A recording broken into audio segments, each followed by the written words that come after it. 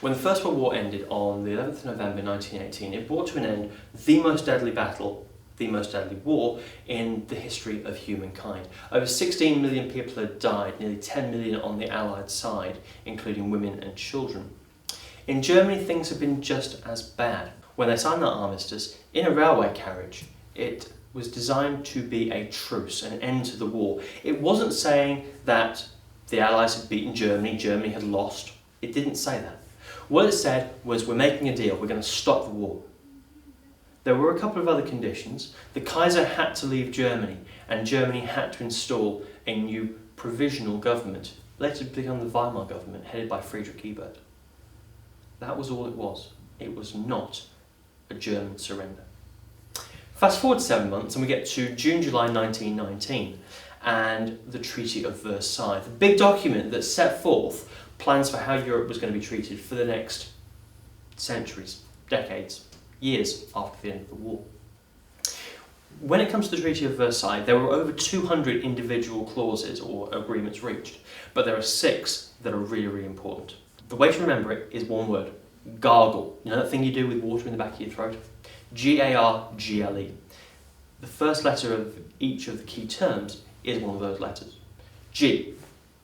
Guilt. Germany had to be guilty. It had to take the blame for causing all the war and all the damage that had been caused, for starting the war in the first place.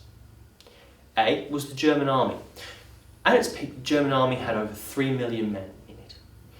The Allies said, after the war, Germany, you have to reduce the size of that army down to just 100,000 men. You're not allowed to have any battleships, any tanks, or an air force either. The big one, reparations, money. Germany was ordered to pay £6,600 million in 1919 money to the Allies, predominantly the French and the British, for all the damage that had been caused and for the loss of personnel. G. Giving back land. During the war, Germany had taken over parts of France and other countries as well. The treaty said Germany has to give back those parts of land to those original countries. L. The League of Nations. After the war, the big 3 decided they were going to set up a group, a diplomatic group, to help stop a future war. It was called the League of Nations, and it was designed to be a place where people could come together and discuss their problems without having to revert to going to war. Germany, of course, was not allowed to join. E. Actually, E stands for anything else, and it does. Germany had an alliance with Austria-Hungary. It's the reason they got into the war in the first place.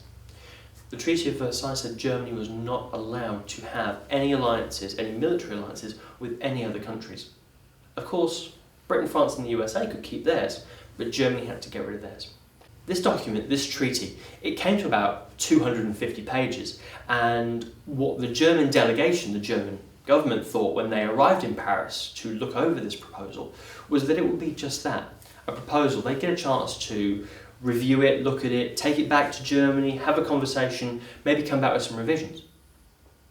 The big 3, Britain, France, the USA, Prime Minister Lloyd George, French President Georges Clemenceau, the Lion, and American President Woodrow Wilson turned to them and said, no, you don't get to go home and talk about this. This is not a negotiation. You sign this and you sign this now, and if you don't, we're mustering our troops and we're going to be marching on Berlin in 3 days. It was an ultimatum. You sign it, or we're coming for you. The Germans had a different word for it. Diktat. They called it a diktat, a dictated peace. And this is where the idea of the stab in the back theory comes from. The stab in the back, the idea that those people who signed the Treaty of Versailles, those members of that Weimar government, along with the Jews and the communists, betrayed the German people. Stabbed them right in the back.